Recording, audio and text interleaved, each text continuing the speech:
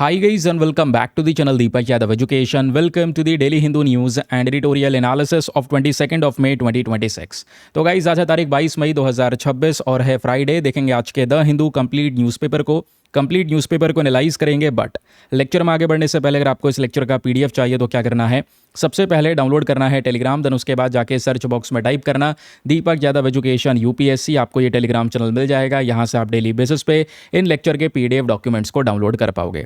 Now हमेशा की तरह हम लोग अपने लेक्चर को एक मैप के क्वेश्चन के साथ स्टार्ट करेंगे। तो आज आप सभी को मैप में जाकर देखना है साउथ कोरिया को कहाँ पर है एग्जैक्टली लोकेटेड, इसको अच्छे से मैप में देखना, देन उसके बाद आकर नीचे कॉमेंट सेक्शन में टाइप करना, जिससे कि आप लोग इसको लंबे समय तक याद रख पाओगे। तो चलिए फिर शुभारंभ करते हैं। आज का डिस्कशन इंपॉर्टेंट है, कुछ रेलिवेंट टॉपिक्स हैं, स्पेशली आज एडिटोरियल हमारे लिए बहुत काम के हैं, तो अच्छे से चीज़ों को हम लोग समझने वाले हैं। लेकिन शुरुआत करेंगे फर्स्ट आर्टिकल के साथ। पहला आर्टिकल मिल जाएगा आपको आज के न्यूज़पेपर में पेज नंबर 1 के ऊपर में, और ये जो टॉपिक है इसको GS paper number 2 international relations के साथ में लिंक करेंगे and GS paper number 2 health के पॉइंट ऑफ व्यू से भी लिंक करेंगे। आज से कुछ दिनों पहले दोस्तों मैंने आप लोगों को पढ़ाया है इबोला वायरस के बारे में, शायद आपको याद आ रहा होगा। नहीं याद आ रहा है तो कोई बात नहीं, अभी फिर से इबोला वायरस के बारे में कुछ इंपॉर्टेंट डिटेल्स आपको दूंगा। एक्चुअली में आर्टिकल ये छप रहा था कि इबोला वायरस के बहुत सारे केसेस कॉन्गो के अंदर में, युगांडा के अंदर में निकल कर आने लगे हैं। 300 से ज़्यादा सस्पेक्टेड केसेस हैं, 100 के आसपास लोगों की मृत्यु हो चुकी है। तो धीरे धीरे करके पूरे अफ्रीका के अंदर में इबोला वायरस को लेकर चिंता का विषय बढ़ता चले जा रहा है।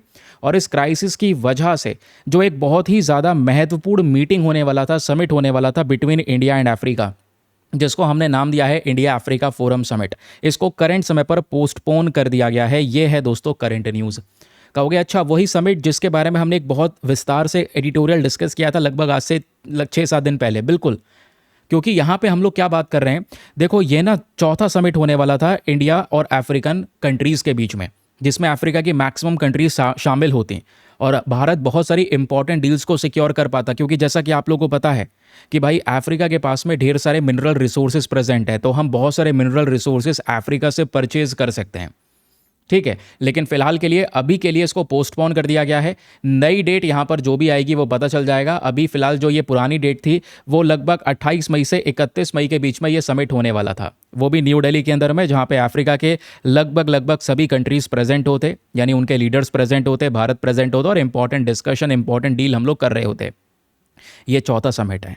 इससे पहले आखिरी जो समिट हुआ था ना वो 2015 में हुआ था। 2015 के बाद से लगभग 10 साल हो चुके हैं, कोई भी समिट नहीं हुआ। इसलिए मैं कह रहा था कि ये जो समिट है ये अगेन भारत के लिए बहुत ही ज़्यादा इंपॉर्टेंट है। तो जल्दी यहाँ पर ये इबोला वायरस का जो सिचुएशन है ये ख़त्म हो जाए, उसके बाद हम इस समिट को वापस से एक नई स्केड्यूल डेट के हिसाब से रखने वाले हैं। लेकिन अभी के लिए इबोला वायरस एक पब्लिक हेल्थ इमरजेंसी को क्रिएट कर चुका है बहुत सारे अफ्रीकन कंट्रीज़ में। WHO वर्ल्ड हेल्थ ऑर्गेनाइजेशन ने भी एक इमरजेंसी डिक्लेयर करने की यहाँ पर बात की। ठीक है, अब फिलहाल कोई बात नहीं, चलो पहले भी ऐसी सिचुएशन बन चुकी है, इबोला वायरस की वजह से ये समिट सस्पेंड हो चुका है, तो कोई बात नहीं। लेकिन भविष्य में फिर से यहाँ पर इस पूरे समिट को रखा जा सकेगा, जहाँ पर भारत और अफ्रीका की कंट्रीज़, अलग अलग कंट्रीज़ मिलकर कुछ नई प्रकार की जो डील्स हैं उनको साइन करेंगी। और जो नई डेट है, क्या वो नई कोई डेट अनाउंस हो चुकी है? नहीं, अभी जो नई डेट है वो बहुत जल्दी अनाउंस कर दी जाएगी। अभी कोई ऐसा बड़ा अपडेट है नहीं। चलिए, अब क्योंकि यहाँ पर इबोला वायरस न्यूज़ में है तो एग्जामिनेशन के लिए इबोला वायरस को पढ़कर जाइएगा, बहुत ही ज़्यादा न्यूज़ में है। देखो, कॉन्गो में एक नदी है इबोला नदी। इबोला नदी के पास में यहाँ पर यह वायरस सबसे पहली बार पाया गया था, इसलिए यहाँ पर इसका नाम इबोला वायरस रख दिया गया है। मतलब जिसके आसपास रीजन में पाया जा रहा है वहीं पर उस वायरस का नाम रख दिया जाता है। ये बहुत पुराना ट्रेडिशन चलता हुआ आ रहा है।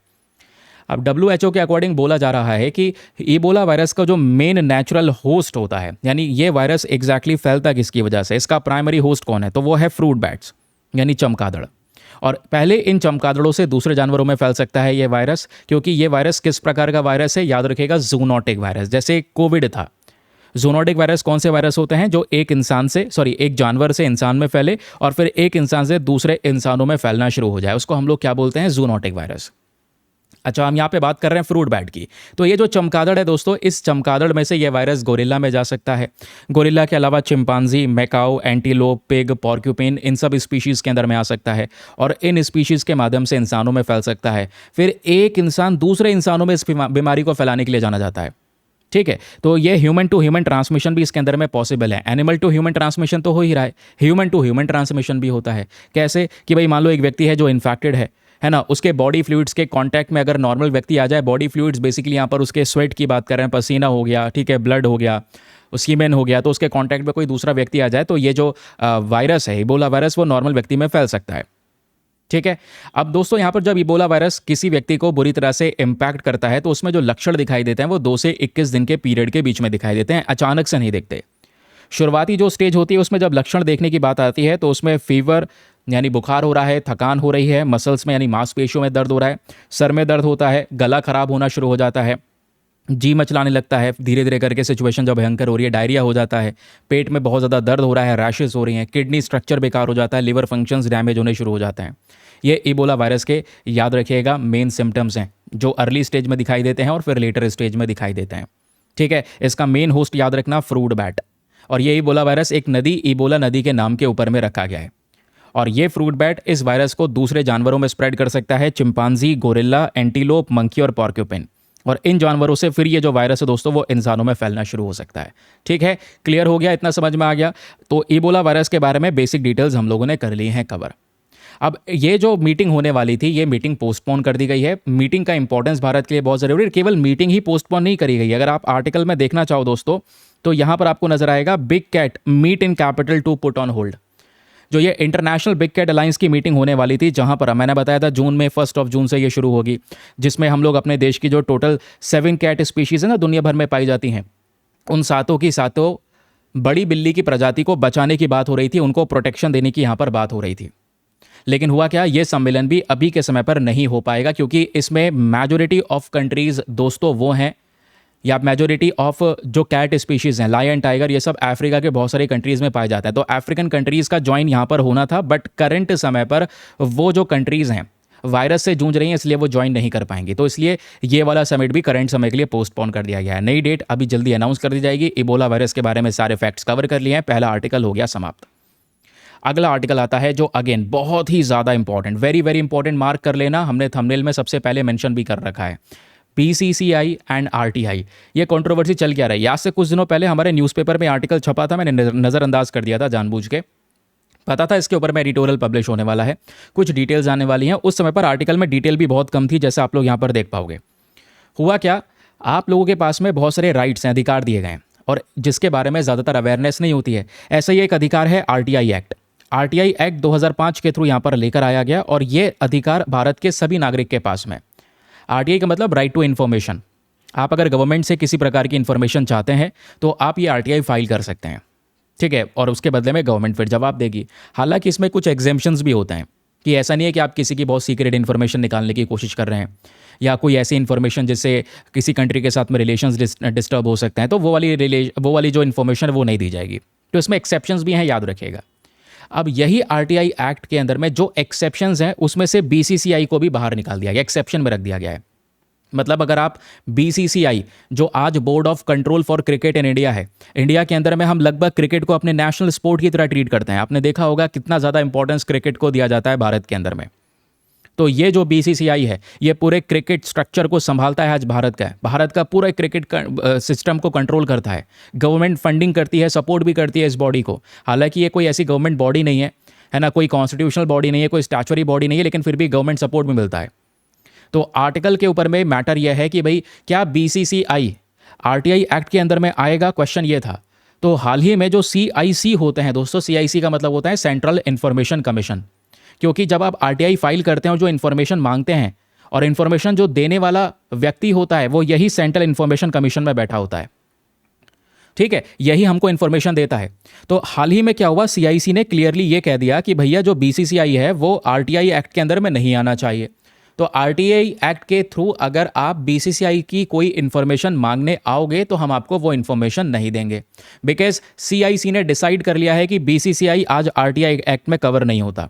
तो एग्जामिनेशन में पूछा जा सकता है आरटीआई एक्ट में कौन कौन सी बॉडीज कवर होती हैं, नीचे बीसीसीआई भी लिखा होगा ऑप्शन में, तो पता होना चाहिए, नहीं वो कवर नहीं होगा, ठीक है। हालांकि बहुत सारे एक्सपर्ट्स हैं, सिविल सोसाइटी ग्रुप्स हैं, वो सीआईसी के इस ऑर्डर से डिसएग्री करते हैं, वो यहाँ पर खुश नहीं है। उनका कहना यह है कि भाई भले ही चाहे बीसीसीआई कोई प्राइवेट बॉडी हो, कोई प्राइवेट ऑर्गेनाइजेशन हो, भले ही सरकारी ऑर्गेनाइजेशन ना हो, लेकिन गवर्नमेंट की फंडिंग तो मिलती है ना इसको। एक बहुत इंपॉर्टेंट मैटर देश का संभाल रहा है ना, पूरे क्रिकेट स्ट्रक्चर को भारत के अंदर में इन्फ्लुएंस करता है बीसीसीआई। और क्रिकेट को हम अपने देश के अंदर में लगभग लगभग जैसे मैंने आपको बताया नेशनल स्पोर्ट की तरह हम लोग ट्रीट करते हैं। तो बीसीसीआई के पास में ऑलरेडी बहुत सारे बेनिफिट सरकार दे रही है बीसीसीआई को। तो जब वो बेनिफिट कमा रहा है, टैक्स में छूट वगैरह सब कुछ उनको मिल रही है, तो आरटीआई एक्ट में क्यों नहीं कवर होना चाहिए, ये एक्सपर्ट्स का कहना है। तो कहोगे बीसीसीआई को वाकई में छूट मिलती है? बिल्कुल, एक प्राइवेट बॉडी है, कोई गवर्नमेंट ऑर्गेनाइजेशन नहीं है बीसीसीआई। ये देखिए इंपॉर्टेंट डिटेल्स, ये पूरी की पूरी बॉडी कमर्शियली कह सकते हैं ऑपरेट करती है और अपना खुद का पैसा खुद कमाती है, एडवर्टीजमेंट और इन सब चीज़ों के माध्यम से ढेर सारा पैसा अर्न करती है। और आपको पता है बीसीसीआई भाई रिचेस्ट क्रिकेट बोर्ड है इन द वर्ल्ड, बहुत पैसा है बीसीसीआई के पास में। ठीक है, तो अब क्या होता है कि भाई इन्होंने बोला प्राइवेट बॉडी है, ये सब कुछ यहाँ पर बता दिया गया। अब अगर आरटीआई के थ्रू बीसीसीआई से कोई इन्फॉर्मेशन मांगने की कोशिश करेगा तो इनका कहना यह है कि बहुत सेंसिटिव जो कमर्शियल इन्फॉर्मेशन है वो कोई मांग सकता है, तो हम वो नहीं दे पाएंगे, वो नहीं शेयर कर पाएंगे। बीसीसीआई के इंटरनल स्ट्रैटेजीज़ के बारे में कोई जानकारी निकलवाने की कोशिश कर सकता है, कोई और कंपेटिटिव डिटेल्स मांग सकता है, तो हम नहीं दे सकते ये सारी डिटेल आरटीआई के थ्रू, हम इसको फाइल नहीं करेंगे। ठीक है, तो आरटीआई में इसको कवर नहीं किया जाएगा क्योंकि अब एक्सपर्ट्स क्या कहते हैं, एक्सपर्ट्स कहते हैं क्यों नहीं कवर करोगे ये बताओ, क्या बीसीसीआई फ़ायदा नहीं ले रहा? सरकार जो है क्या कर रही है, टैक्स के ऊपर छूट देती है। बीसीसीआई एक प्राइवेट बॉडी है, भले ही चाहे कैसी बॉडी हो, टैक्स भरपूर देना चाहिए, बट गवर्नमेंट यहाँ पर टैक्स के ऊपर छूट दे रही है उसे, है ना। उसके अलावा कुछ पुलिस सिक्योरिटी मिलती है, मैच के दौरान में पुलिस सिक्योरिटी दी जा रही है। पुलिस किसके अंदर में आ रही है? गवर्नमेंट के अंदर में आ रही है। तो गवर्नमेंट अपना इंफ्रास्ट्रक्चर, अपनी पुलिस सिक्योरिटी का यूज़ कर रही है for the protection of BCCI या बीसीसीआई का पर्टिकुलर जो भी सिचुएशन है, जो इवेंट हो रहा है वो, है ना। पब्लिक स्टेडियम का बीसीसीआई इस्तेमाल कर रहा है, अब पब्लिक स्टेडियम बीसीसीआई का थोड़ी है, भले ही वो प्राइवेट बॉडी हो। फिर उसके अलावा बहुत सारे चीप लैंड अलॉटमेंट्स यहाँ पर बीसीसीआई को दे दिए जाते हैं, ज़मीन मिल जाती है बहुत सस्ते दाम में। गवर्नमेंट अलग अलग प्रकार से उसको सपोर्ट कर रही है, हॉस्पिटैलिटी प्रोवाइड करवा रही है। तो इन सब बेनिफिट्स की वजह से बहुत सारे लोग डिमांड कर रहे हैं कि भाई ट्रांसपेरेंसी होनी चाहिए। अगर प्राइवेट बॉडी है, ये सारे बेनिफिट नहीं मिल रही होती तो कोई बात नहीं, आराम से काम करती रहती। लेकिन इतने सारे बेनिफिट्स मिल रहे हैं, गवर्नमेंट की साइड से बेनिफिट्स मिल रहे हैं, सरकारी बेनिफिट्स वो यहाँ पर इनको प्रोवाइड करवाए जा रहे हैं। देन उसके बाद में बीसीसीआई के अंदर में एक ट्रांसपेरेंसी होनी ज़रूरी है। और वो ट्रांसपेरेंसी कैसे आएगी? बीसीसीआई को आरटीआई एक्ट के अंदर में कवर करने के बाद। यही चीज़ इस आर्टिकल में बोली जा रही है, मेंशन की जा रही है। ये है पर्टिकुलर एडिटोरियल जिसमें ये सारी इन्फॉर्मेशन आपको मिल जाएगी। अब क्वेश्चन ये है, दो तरीके के लोग हैं, दो तरीके से इसके अंदर में डिबेट चल रही है। काफ़ी लोग यहाँ पर फेवर में है कि हाँ भाई बीसीसीआई को राइट टू इन्फॉर्मेशन एक्ट में ले आओ, लेकिन दूसरी तरफ एक डिबेट ये भी है, बहुत सारे लोग ऐसे हैं जिनका आर्ग्यूमेंट है अगेंस्ट कि भाई नहीं, बीसीसीआई को आरटीआई एक्ट में नहीं लेकर आना चाहिए। अब दोनों के ही अलग अलग यहाँ पर इनकी सोच क्या है, ज़रा उसके बारे में थोड़ा सा मैं आपको जानकारी देता हूँ। सबसे पहले आप देखोगे तो बीसीसीआई जैसे यहाँ पर जो लोग फेवर में हैं कि बीसीसीआई को आरटीआई एक्ट में लेकर आओ, क्यों? क्योंकि ये पर्टिकुलर बॉडी पब्लिक ड्यूटीज़ को परफॉर्म कर रही है। आज भारत का क्रिकेट को कंट्रोल कर रही है ये बॉडी, और ये मोनोपोली है। मोनोपोली मतलब ये अकेला है क्रिकेट बोर्ड को, और कौन संभालने वाला है? जैसे रेलवे बोर्ड है, जो रेलवे मंत्रालय है, रेलवे भी बेसिकली यहाँ पर एक तरीके से एक मोनोपोली के तौर पर ही ट्रीट किया जाएगा। समझ रहे हैं? वैसे ही दोस्तों यहाँ पर आप देख पाओगे बीसीसीआई भी एक प्रकार से इसके पास में मोनोपोलिस्टिक पावर है पूरे क्रिकेट एडमिनिस्ट्रेशन में। कोई दूसरी बॉडी नहीं है जो क्रिकेट को रेगुलेट करे। बीसीसीआई सारे डिसीजन लेता है भारत के क्रिकेट को लेकर, बाकी इसको गवर्नमेंट की साइड से इनडायरेक्ट सपोर्ट भी मिलता है ना। तो पब्लिक को पता तो होना चाहिए कि गवर्नेंस इशू, इसके अंदर में फाइनेंशियल ट्रांसपेरेंसी क्या है, गवर्नमेंट कितना कंट्रीब्यूट कर रही है, गवर्नमेंट कितना योगदान दे रही है, गवर्नमेंट कितनी फंडिंग कर रही है बीसीसीआई को, सब पता होना चाहिए। अब इसी को लेकर क्या हुआ, लोगों का कहना यह है कि आरटीआई एक्ट को जरा पढ़ लेते हैं कि आरटीआई एक्ट के प्रोविजन क्या कहते हैं।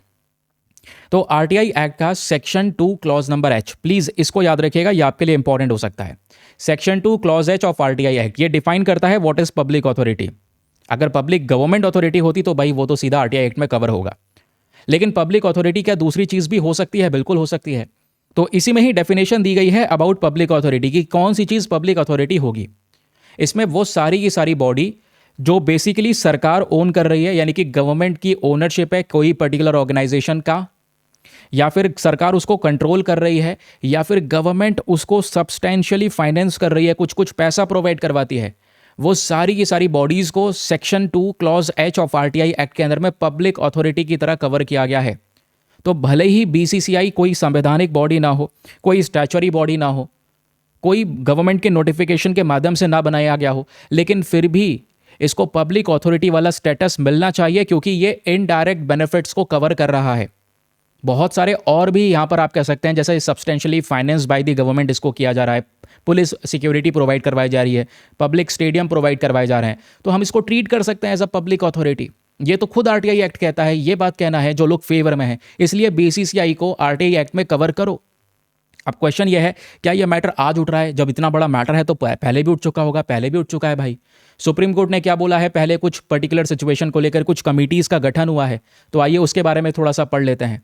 ये बात है मेरे दोस्त 2015-16 की। सुप्रीम कोर्ट ने क्लियरली बोल दिया था कि जो बीसीसीआई है ये पब्लिक फंक्शंस को परफॉर्म करता है, ठीक है, पब्लिक फंक्शन को परफॉर्म करता है, इसी के लिए इसको कवर होना चाहिए किसके अंदर में, आरटीआई एक्ट में। फिर क्या होता है, इसी चीज को आगे फर्दर एनालाइज करने के लिए एक कमेटी का गठन किया गया, Lodha community. Lodha committee examination में क्वेश्चन बन सकता है कि बताओ लोधा कमेटी किस चीज से एसोसिएटेड है। तो इस कमेटी ने बीसीसीआई का जो गवर्नेंस स्ट्रक्चर है, जैसे बीसीसीआई काम कर रहा है, उसमें बदलाव करने की रिकमेंडेशन दी थी, मांग दी थी कि भाई इसमें बदलाव होना चाहिए बीसीसीआई के अंदर। फिर क्या होता है दोस्तों, साल 2018 लॉ कमीशन बनाया गया, मतलब लॉ कमीशन के साइड से यहाँ पर कह सकते हैं ये डिसीजन मांगा गया। तो लॉ कमीशन ने भी इस चीज़ को सपोर्ट किया कि भाई बीसीसीआई को राइट टू इन्फॉर्मेशन एक्ट में लेकर आना चाहिए, क्योंकि भले ही चाहे कैसी भी प्राइवेट ऑर्गेनाइजेशन हो, लेकिन आज ये नेशनल स्पोर्ट फेडरेशन की तरह काम करता है। इसको टैक्स में छूट मिलती है। 1997 से लेकर 2007 तक 2100 करोड़ रुपए का टैक्स का छूट मिल चुका है इसको। और अभी ये 2007 के बाद कितनी डिटेल होगी, क्योंकि मेन अर्निंग तो इसके बाद की सिचुएशन है। जो ये स्पोर्ट्स में क्रिकेट, ये तो अब ज़्यादातर क्रेज बना है, तो अब कितना टैक्स एग्जेम्पशन मिला होगा ये नहीं पता। अब क्या होता है, हाल ही में जैसे मैंने आपको बताया डेवलपमेंट यही था कि एक इन्फॉर्मेशन कमिश्नर है, उन्होंने डिक्लेयर, देखो एक इन्फॉर्मेशन कमिश्नर भी, इनका नाम है श्रीधर आचार्यलू। इन्होंने भी बोला था कि जो बीसीसीआई है पब्लिक अथॉरिटी है भाई आरटीआई के अंदर में। मद्रास हाईकोर्ट ने इस ऑर्डर के ऊपर में स्टे लगा दिया था। बाद में सीआईसी यहाँ पर ये कह रहे हैं कोई बीसीसीआई आरटीआई वगैरह में नहीं आएगा। तो मामला यही चल रहा है कि भाई बीसीसीआई आरटीआई में कवर होना चाहिए या नहीं होना चाहिए। तो आर्टिकल में आप देखोगे बिल्कुल एक कॉन्ट्राडिक्शन नजर आ रहा है कि एक तरफ लग रहा है कवर होना चाहिए, लेकिन मेनली आपको लग ही रहा होगा कवर होना ही चाहिए, क्योंकि दूसरी तरफ बहुत सारे जो लॉज हैं, कमिटीज़ हैं, वो भी कह रही हैं भाई आरटीआई एक्ट के अंदर में बीसीसीआई को आना चाहिए। लेकिन फिर वही है कि भाई अगर हम बीसीसीआई को आरटीआई एक्ट में लेकर आएंगे तो उनका क्या कहना है, एक सेकंड रुको, तो उनका क्या कहना है, वो ये कह रहे हैं कि भाई पॉलिटिकल इंटरफेरेंस हो सकता है क्रिकेट के अंदर में, अगर हम इसमें अलाउ कर देंगे, सारी इन्फॉर्मेशन आरटीआई के थ्रू रिलीज करना शुरू करेंगे, और जो नियम वगैरह हैं उनके मिसयूज हो सकते हैं, है ना। इसलिए बीसीसीआई को आरटीआई एक्ट में कवर नहीं करना चाहिए, ये बात ये लोग कह रहे हैं। बाकी इसका उपाय क्या हो सकता है फिर, चलो मामला तो बीच में अभी जो सिचुएशन पड़ी है अभी तक की, उसमें मामला थोड़ा लटका हुआ लग रहा है, ना इधर का ना उधर का। तो क्योंकि एडिटोरियल के अंदर में लास्ट में एक सोल्यूशन देते हैं राइटर, इसमें क्या उपाय हो सकता है, इसमें क्या सोल्यूशन हो सकता है, तो इसमें सोल्यूशन है कि भाई सेक्शन 2 क्लॉज एच जो है आरटीआई एक्ट का, इसी को ही अमेंड कर दो, इसी में ही चेंज कर दो। यही तो बवाल क्रिएट कर रहा है ना भाई, ये कह रहा है ये बॉडी पब्लिक अथॉरिटी होगी और सही से डिफाइन भी नहीं कर रहा। तो section 2 clause H of RTI act को बदल दो, इसमें थोड़ा बदलाव कर दो। इसमें बदलाव करके ये बता दो जो भी बॉडीज पब्लिक ड्यूटी को परफॉर्म करेंगी, या जो भी ऑर्गेनाइजेशन जिनके पास में मोनोपोलिस्टिक पावर होगी, अकेली बॉडी बहुत बड़े एरिया को संभाल रही होगी, या जो भी बॉडी जिसको टैक्स में छूट मिल रही होगी या स्टेट की फंडिंग मिल रही होगी, वो सब की सब पब्लिक बॉडीज और आरटीआई एक्ट में कवर होंगी। तो या तो डिफाइन कर दो क्लियरली, उसके बाद यहां पर लेकर आ जाओ, तो कोई इस प्रकार की कॉन्ट्रोवर्सी होगी ही नहीं। समझ रहे हैं? आई होप आपको एक क्लैरिटी मिल चुकी है। बाकी जैसे मैंने आपको बताया कि जब भी राइट टू इन्फॉर्मेशन एक्ट की बात आती है, आरटीआई के थ्रू जब आप फाइल करते हैं, कोई इन्फॉर्मेशन गवर्नमेंट से मांगने की कोशिश करते हैं, तो उसमें बैठा है CIC, that is central information commission. तो सीआईसी एक सबसे ऊंचे स्तर की एक अपीलेट बॉडी है जो आरटीआई एक्ट 2025 के थ्रू बनाई गई थी। इसका मेन पर्पस है ट्रांसपेरेंसी को इंश्योर करना, जो भी विवाद होते हैं इन्फॉर्मेशन से रिलेटेड, वो सारे विवाद को कम से कम करना। अब क्योंकि ये एक पर्टिकुलर कमीशन है, तो कमीशन अकेले तो चलता नहीं है, कमीशन में होते हैं ढेर सारे मेंबर्स। तो भाई इसमें सेंट्रल इन्फॉर्मेशन कमीशन में कौन कौन होता है, एक तो होते हैं इसके चीफ इन्फॉर्मेशन कमिश्नर, यानी एक होंगे चीफ सीआईसी। बाकी इसमें अलग से 10 इन्फॉर्मेशन कमिश्नर्स आपको देखने को मिल जाएंगे, और ये सारे मेंबर्स को प्रेसिडेंट ऑफ इंडिया अपॉइंट करता है। और प्रेसिडेंट ऑफ इंडिया जैसे भी अपॉइंट करते हैं, आपको पता है प्रेसिडेंट ऑफ इंडिया के पास में कोई एक्सट्रीम पावर नहीं है अकेले इस व्यक्ति को अपॉइंट करने की। प्रेसिडेंट ऑफ इंडिया को रिकमेंड किया जाता है, और रिकमेंड कौन करता है, यहाँ पर एक कमेटी रिकमेंड करती है। एक कमेटी जिसमें खुद प्रधानमंत्री चेयरपर्सन होंगे, लीडर ऑफ अपोजिशन लोकसभा के होंगे, यूनियन कैबिनेट मिनिस्टर्स होंगे nominated by the prime minister. ये सब मिलकर डिसाइड करते हैं किसको सेंट्रल इन्फॉर्मेशन कमीशन में आना है। वो सब मिलकर डिसाइड करके इन व्यक्तियों को यहाँ पर अपॉइंट करते हैं। लास्ट में प्रेसिडेंट को लिस्ट दे देते हैं, प्रेसिडेंट साइन करके उनको अपॉइंट कर देते हैं, बन गया सेंट्रल इन्फॉर्मेशन कमीशन, करने लगा वर्क आपका आरटीआई। समझ गए? तो सोल्यूशन क्या है, मैंने आपको बता दिया कि सेक्शन 2 क्लॉज एच के अंदर में ही कुछ रिफॉर्म्स करना। अब भविष्य के हिसाब से अगर आपने कभी भी ये टॉपिक रिवाइज करना है, बहुत ईजिली रिवाइज कर सकते हैं फ्रॉम दीज रिविजन पॉइंटर्स। कि CIC ने एक्सक्लूड कर दिया BCCI को फ्रॉम RTI एक्ट, है ना। बाकी यहाँ पर बेसिक जो डिटेल्स हैं वो भी आपको यहाँ पर शेयर करके प्रोवाइड करवा दी गई है। चलिए भाई, अगला news article, very very interesting and very very important topic. और अभी 1 मई 2026 से नया नियम देश में लागू हो चुका है, which is PROG act, promotion and regulation of online gaming act. 2025 में इस एक्ट को लेकर आया गया था, इम्प्लीमेंट अब हो रहा है। इसमें आर्टिकल में राइटर साहब ये कह रहे हैं कि ऑनलाइन जो गेमिंग है इसको पूरी तरह से बैन करने के बजाय क्यों ना स्ट्रिक्टली रेगुलेट कर लिया जाए, क्योंकि आपने बैन करके देखा है, बैन करने से कोई फ़ायदा नहीं हुआ है। क्योंकि कोई चीज़ बैन हो रही है तो लोग इलीगल तरीके से उसका यूज़ कर रहे हैं, इलीगल वेबसाइट्स पर जा रहे हैं, जिस वेबसाइट पे आपका कंट्रोल भी नहीं है। तो क्या करोगे, तब और नुकसान होगा, जबकि आप इसी नुकसान से लोगों को बचाने के लिए आए हैं। तो आर्टिकल को बहुत विस्तार से समझेंगे, बहुत इंटरेस्टिंग टॉपिक है। लेकिन इसमें फर्दर बढ़ने से पहले एक इंपॉर्टेंट इन्फॉर्मेशन, अगर आप लोग हमारे पेड ग्रुप्स को ज्वाइन करना चाहते हैं, आपके पास में बढ़िया मौका है इसको ज्वाइन करने के लिए। यहाँ पर आपको डेली बेसिस पे करंट नोट्स के PDFs वगैरह प्रोवाइड करवाए जाते हैं। फॉर एग्जाम्पल मैं इन्हीं PDFs की बात कर रहा हूँ जो आप अपने सामने एग्जैक्टली देख पा रहे होंगे। प्रिंटेबल फॉर्म के PDF हैं, हिंदी इंग्लिश दोनों भाषाओं में मिलते हैं। चाहो तो प्रिंट आउट करवाओ, चाहो तो एज इट इज़ रीड करो।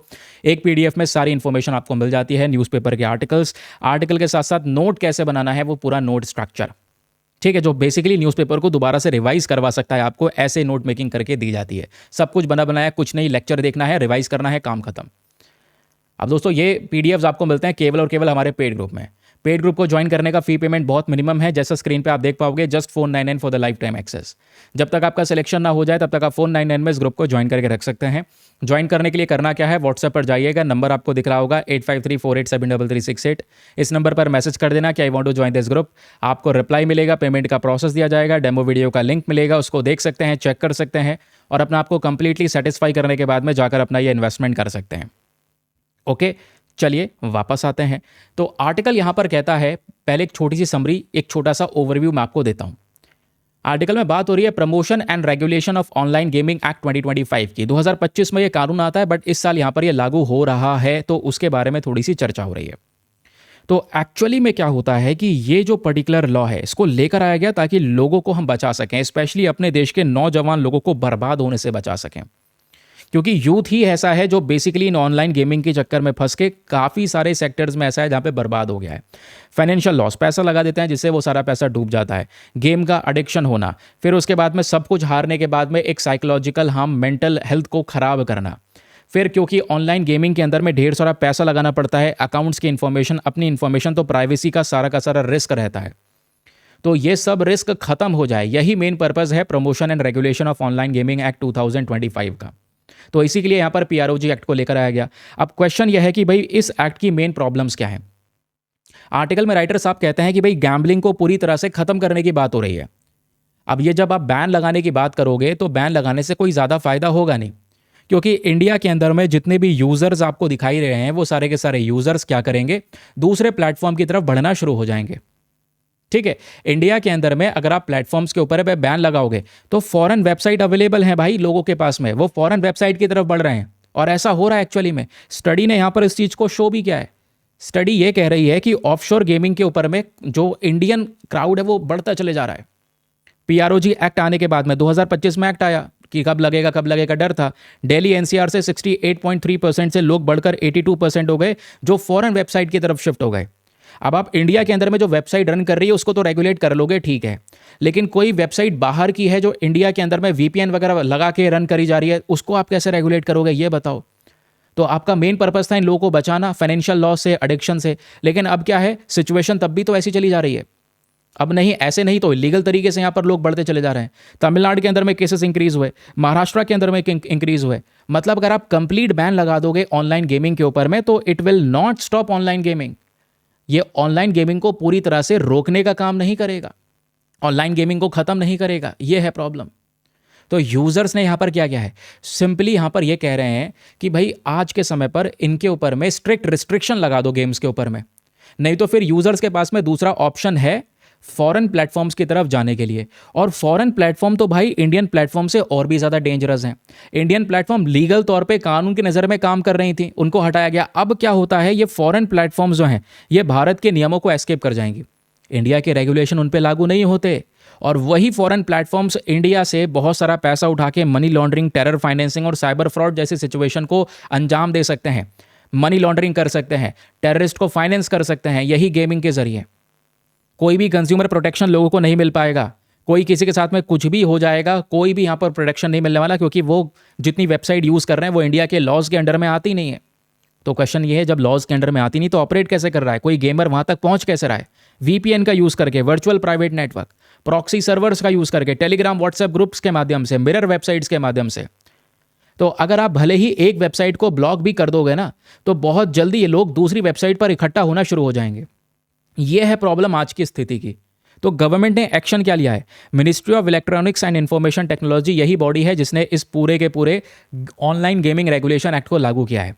तो ये पर्टिकुलर मंत्रालय लोकसभा को क्लियरली इन्फॉर्म करता है और लोकसभा से कहता है कि सर 8,376 वेबसाइट्स ऐसी हैं जिनको ब्लॉक किया गया, केवल और केवल वहां पे इलीगल बैटिंग नेटवर्क्स प्रमोट हो रहे थे। इस चक्कर में इतना होने के बावजूद भी इलीगल बैटिंग आज देश में हो रही है। आप 8,000 10,000 जो भी वेबसाइट बैन करनी है बैन कर लो, फिर भी इलीगल बैटिंग होगी, फ्रॉड केसेस इंक्रीज हो रहे हैं। तो यहां पर एग्जाम्पल दिया गया तमिलनाडु का। भैया शिवगंगा डिस्ट्रिक्ट के अंदर में आपने देखा रिसेंटली एक फ्रॉड रैकेट को पकड़ा गया। फ्रॉड रैकेट जो टेलीग्राम का यूज करके एक ओल्ड कॉइन परचेज टास्क चलाता था, लोगों का पैसा डबल हो जाएगा, लोगों को प्रॉमिस करता था। टेलीग्राम पे ऐसा हो भी रहा था एग्जैक्टली, आप देख पाओगे सभी ग्रुप्स में, अपने ग्रुप में भी ऐसा हो रहा था। मतलब जो ग्रुप है उसके नीचे ऐड चल रहा था, आपका पैसा इतनी देर में डबल हो जाएगा।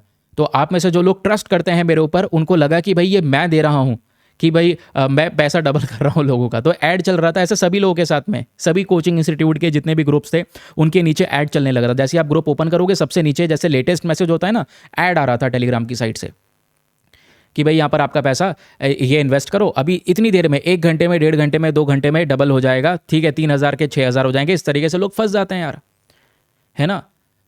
तो लोगों को प्रॉमिस किया गया higher returns, fake bank accounts use करा गया, विलेजर्स के बैंक अकाउंट यूज करेंगे फॉर इलीगल ट्रांजैक्शंस। फ्रॉडस्टर ये कर रहे थे, तो एक रैकेट तो पकड़ लिया शिवगंगा डिस्ट्रिक्ट में, ऐसे तमाम रैकेट्स काम कर रहे हैं, है ना। तो आप कब तक पकड़ोगे, क्वेश्चन ये है। तो मेन आर्गुमेंट जो है ना इस आर्टिकल का वो क्या है, वो यह है कि आपको कंप्लीट बैन नहीं करना चाहिए था, क्योंकि कंप्लीट बैन लगाओगे तो और भी लोग इलीगल रास्ते अपनाना शुरू करेंगे। कंप्लीट बैन से बहुत बेहतर रहने वाला है वो है स्ट्रिक्ट रेगुलेशन। स्ट्रिक्टली यहां पर रेगुलेट कर लो, सख्त से सख्त कानून ले आओ इसके लिए, इससे बढ़िया कुछ नहीं है। क्योंकि कंप्लीट बैन लगाओगे तो इससे यहाँ पर जो एक्टिविटीज़ हैं वो अंडरग्राउंड इलीगल तरीके से, इलीगल तरफ से बढ़ने लगेंगी। आप दूसरे कंट्री से एग्जाम्पल ले सकते हैं, दूसरे कंट्री से एग्जाम्पल मतलब भाई यूएई का एग्जाम्पल ले सकते हैं। यूएई भी यहाँ पर ऑनलाइन गेमिंग को रोकने की बात कर रहा था, तो इन्होंने कंट्रोल बैन नहीं किया, कंप्लीट बैन नहीं किया, इन्होंने स्ट्रिक्ट रेगुलेशन किया। 2023 में कुछ सख्त नियम ये लेकर आ गए कि भाई यहाँ पर अगर यह है तो इसके लिए लाइसेंसिंग सिस्टम चाहिए, डिपॉजिट लिमिट्स एक होनी चाहिए, इससे लोगों को प्रोटेक्शन दिया गया। यही काम श्रीलंका ने किया, कंप्लीट बैन नहीं कर रहे, रेगुलेट कर रहे हैं स्ट्रिक्ट रेगुलेशन के माध्यम से। तो इस आर्टिकल के अंदर में राइटर साहब इसी चीज़ का सजेशन देते हैं कि जब भी आप यहाँ पर इस चीज़ के ऊपर काम करो तो एक बहुत नेशनल लेवल पर एक गेमिंग फ्रेमवर्क, एक नियम बना लेना, जिससे कंज्यूमर की सेफ्टी भी इंश्योर हो सकेगी, कंज्यूमर को मॉनिटर भी किया जा सकेगा, अकाउंटेबिलिटी भी इंश्योर हो सकेगी। और यहाँ पर जो भी टैक्स के जरिए पैसा आप कमाओगे, यानी गवर्नमेंट कमाएगी, उस टैक्स के पैसे को लगा दो लोगों में अवेयरनेस फैलाने के लिए कि भाई इन सब चीज़ों के रिस्क में मत पड़ जाना। इसी के लिए यहाँ पर यह PROG एक्ट काम करता है। अब देखिए भविष्य में कभी भी रिवाइज करने के लिए आपको ये रिविजन पॉइंटर बनाकर दिए गए हैं छोटे छोटे, बहुत ईजिली आप रिवाइज कर सकते हैं कि PROG एक्ट क्या है, इसका मेन ऑब्जेक्टिव। बैन के बाद में जो यूज़र्स हैं वो इलीगल वेबसाइट की तरफ शिफ्ट हो जाते हैं, जिससे रिस्क और बढ़ जाता है। ये रिस्क बढ़ रहा है, इलीगल ऑपरेटर्स ये यूज़ करते हैं। बहुत सारे वेबसाइट को ब्लॉक किया गया, लेकिन उसके बावजूद भी यहाँ पर ये केसेस बढ़ते चले जा रहे हैं। तो यूएई श्रीलंका ने एक एग्जाम्पल है जिन्होंने रेगुलेटेड काम किया। तो रेगुलेटेड सिस्टम थोड़ा बेस्ट माना जाएगा, क्योंकि मॉनिटरिंग को बढ़ाएगा।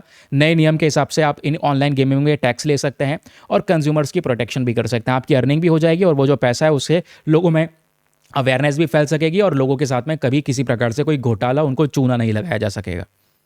आई होप ये भी क्लैरिटी मिल चुकी है। चलिए भाई, अगला news article very very interesting and very very important topic बात करता है। India seeks input on issue in pharma export to SAARC।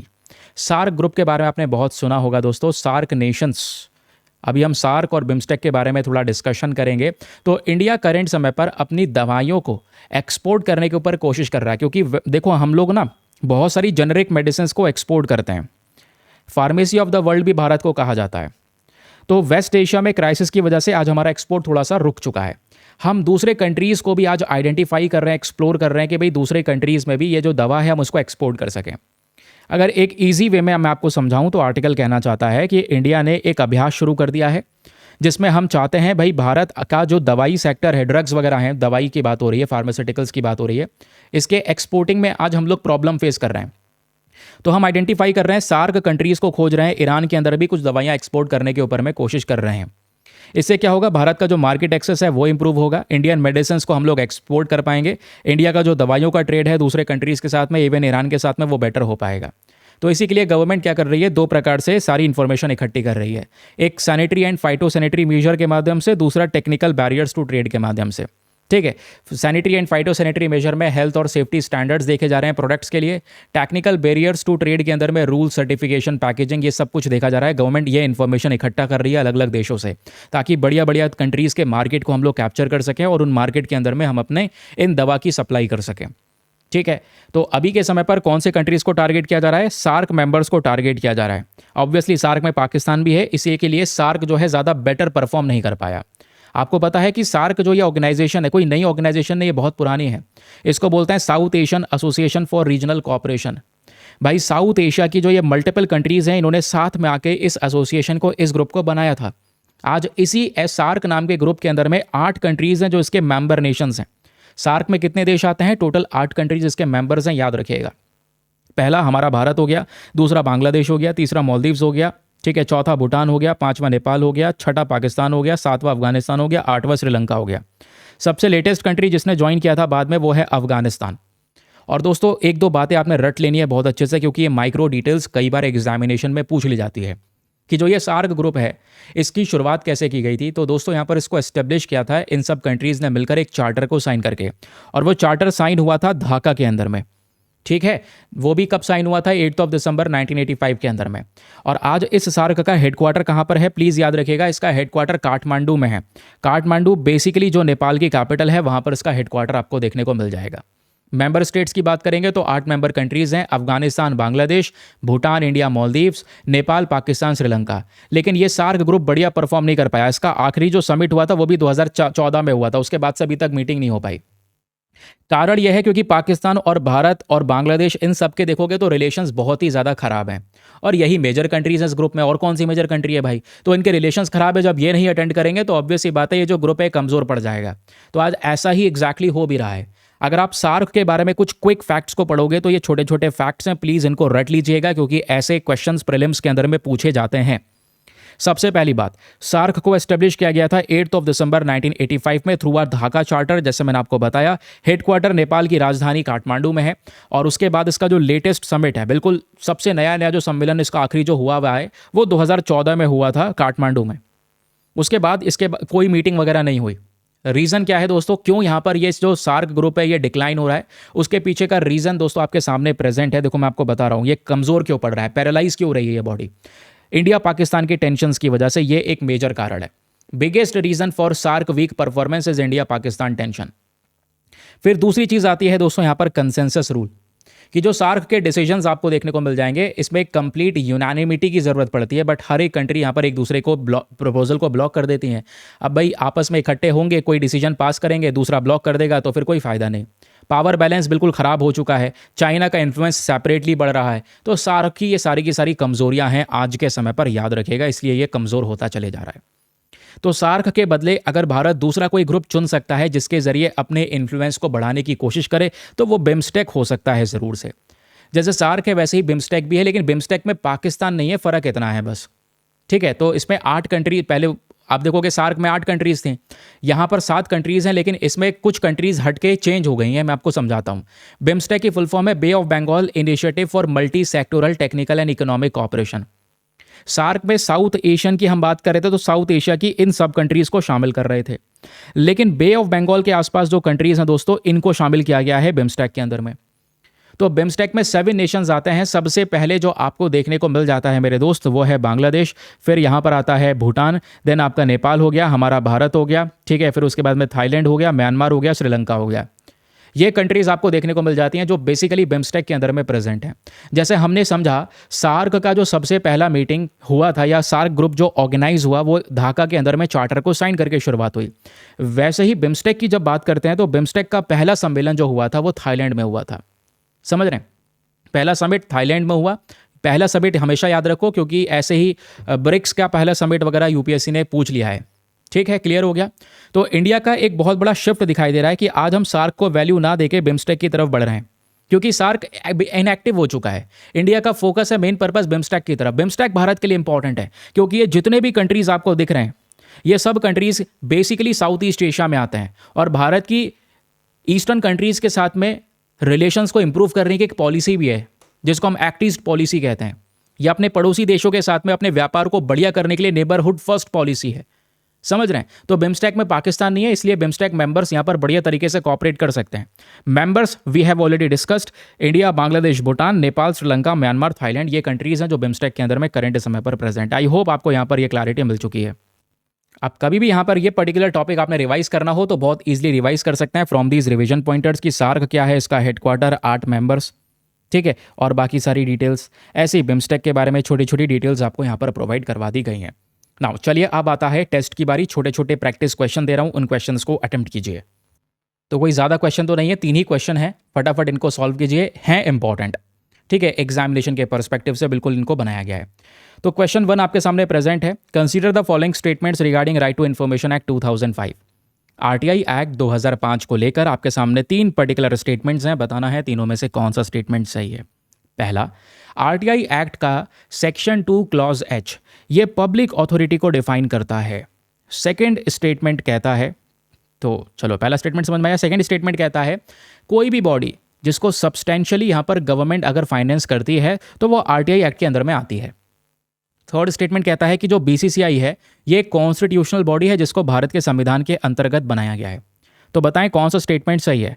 Option number A 1 and 2 only, B 2 and 3 only, C 1 and 3 only, या फिर D तीनों के तीनों statements यहाँ पर करेक्ट हैं।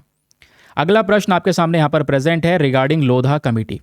लोधा कमेटी किस चीज़ से एसोसिएटेड है ये बताना है। क्या लोधा कमेटी इलेक्टोरल रिफॉर्म से एसोसिएटेड है, बैंकिंग रेगुलेशन रिफॉर्म से एसोसिएटेड है, या क्रिकेट एडमिनिस्ट्रेशन के अंदर रिफॉर्म से एसोसिएटेड है, या हायर एजुकेशन गवर्नेंस के अंदर रिफॉर्म से एसोसिएटेड है। तो किस चीज़ से रिलेटेड है लोधा कम्युनिटी, बताएं ज़रा नीचे कॉमेंट सेक्शन में। अगला क्वेश्चन आपके सामने प्रेजेंट है। Which of the following countries are members of BIMSTEC. इन चारों में से वो कौन कौन सी कंट्रीज हैं जो बिम्स्टेक के करंट सदस्य हैं।